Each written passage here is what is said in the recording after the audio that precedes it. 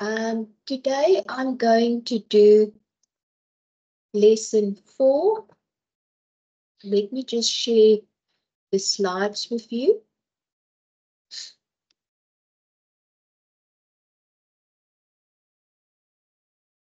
We are looking at chapter 8, qualitative research methods. You'll see that the learning outcomes are in the textbook in chapter 8. It's all about the concept, origin, and uses of qualitative research, how to differentiate between qualitative and quantitative methods of research, to identify the components of qualitative research, the characteristics, the various types, the different approaches to sample size determination, critically evaluate a variety of qualitative data collection methods and select appropriate methods of application, explain various methods of qualitative data analysis, demonstrate familiarity with ethical issues in economic research. If we continue, you'll see the different concepts that's important are also in the textbook. So I'm really just providing an overview. You can go and read more about all these. So what is qualitative research? Qualitative meaning qualities, looking at qualities instead of quantities. So more descriptive research. You can go and look at the approaches. We'll take a look at the approaches still in the data analysis and how efforts are prioritized.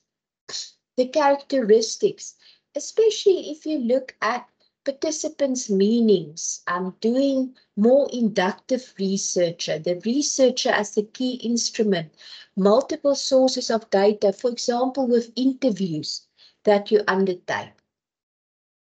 Types of qualitative research design is, for example, more descriptive studies, case studies, grounded theory study, participatory action research, ethnography.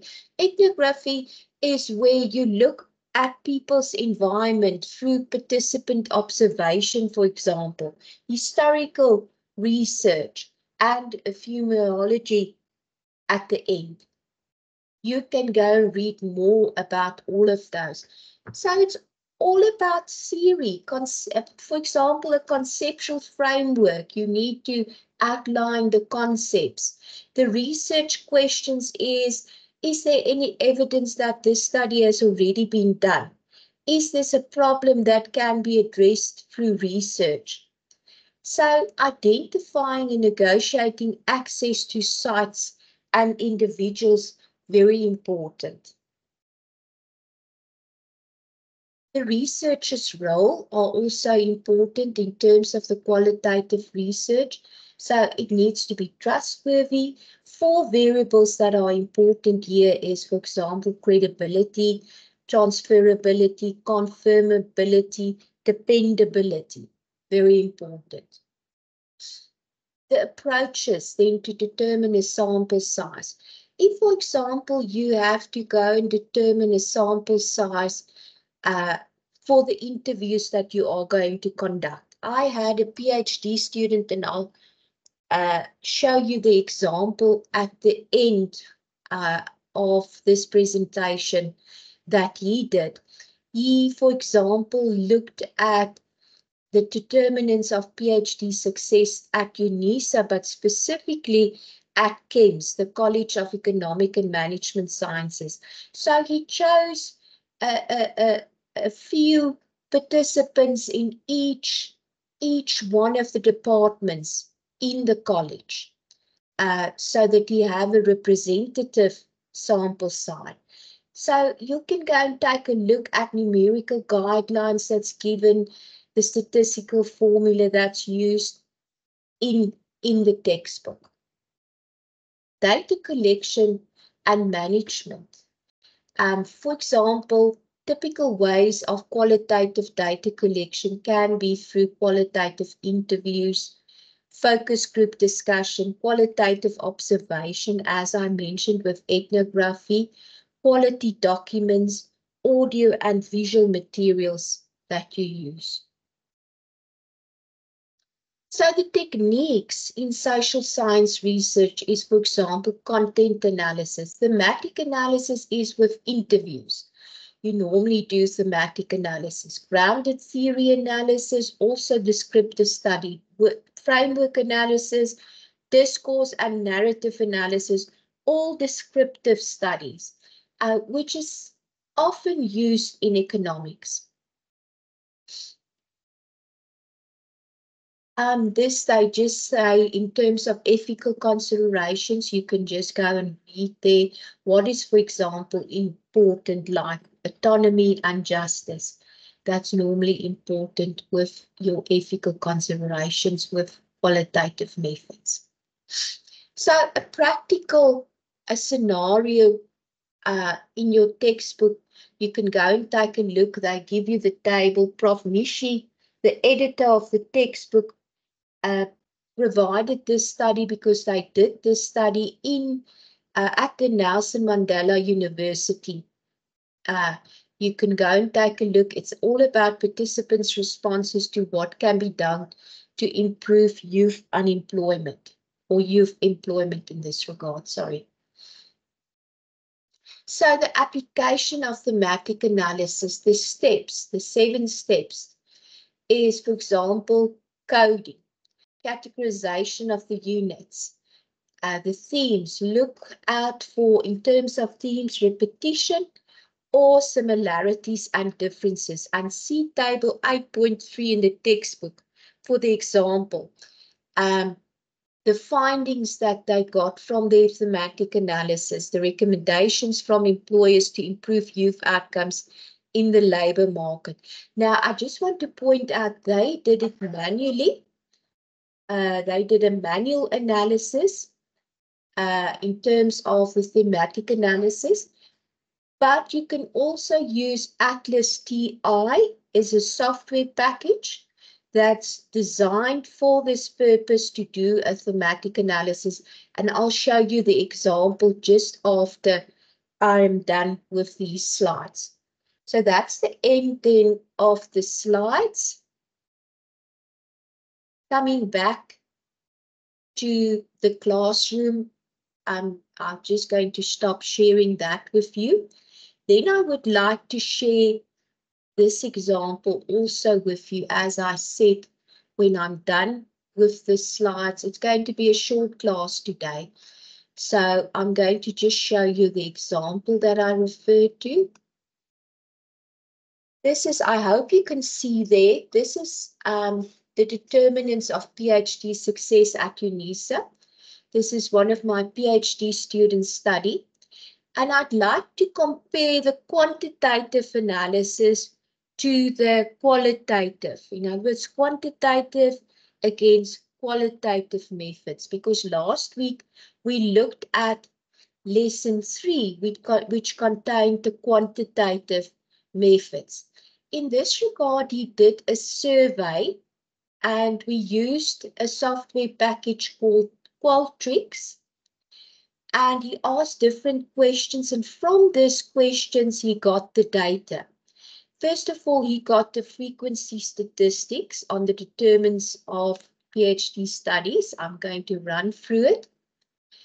A PhD student responded perception.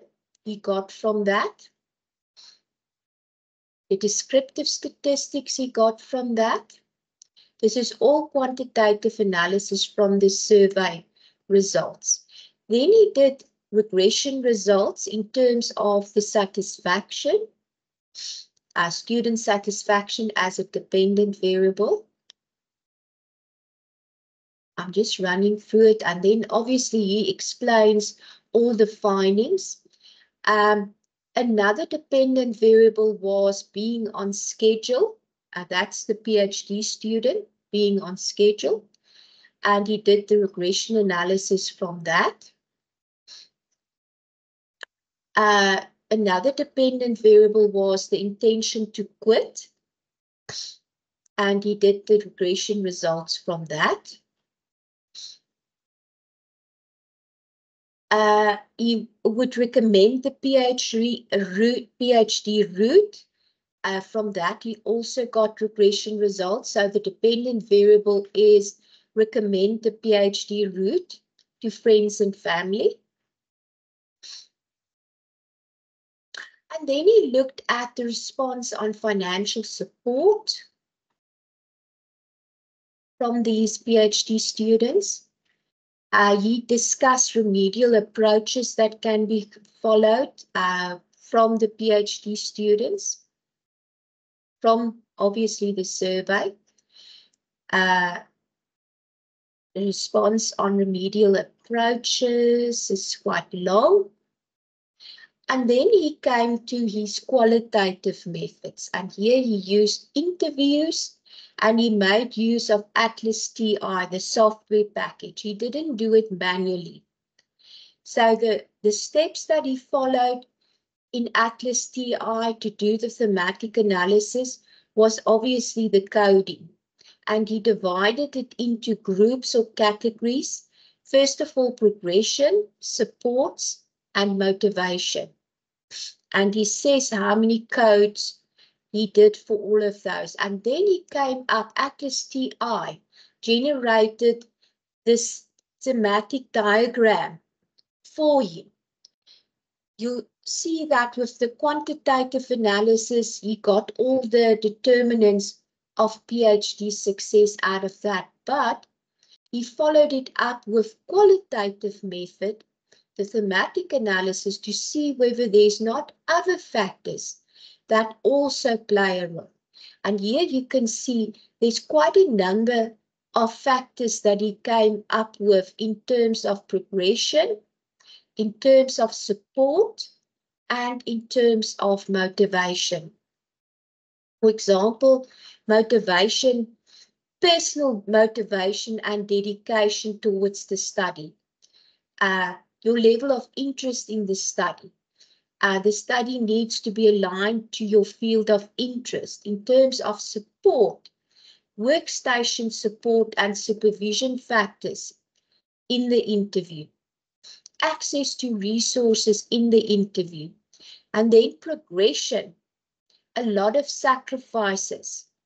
For example, work-life balance and financial stability. Balancing the work and study environment is important for success.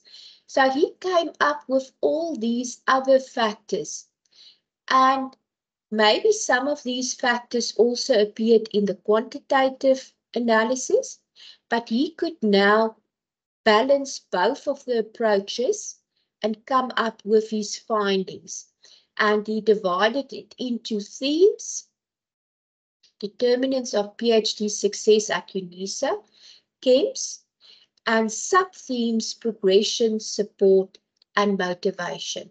And he did a complete analysis. He discussed all the interviewees, or participants, what they had to say in terms of the interviews and the thematic analysis in terms of determinants of PhD success. So that was that example that I like to share with you.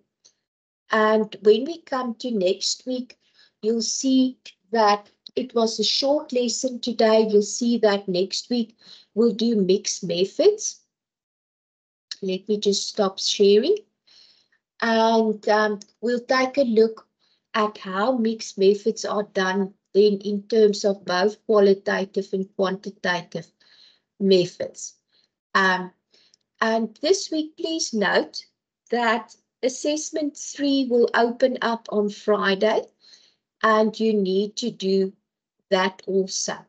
So a short lesson. Thank you so much for your attention. I'm going to stop the recording. I've stopped the recording. Let me just see. Stop.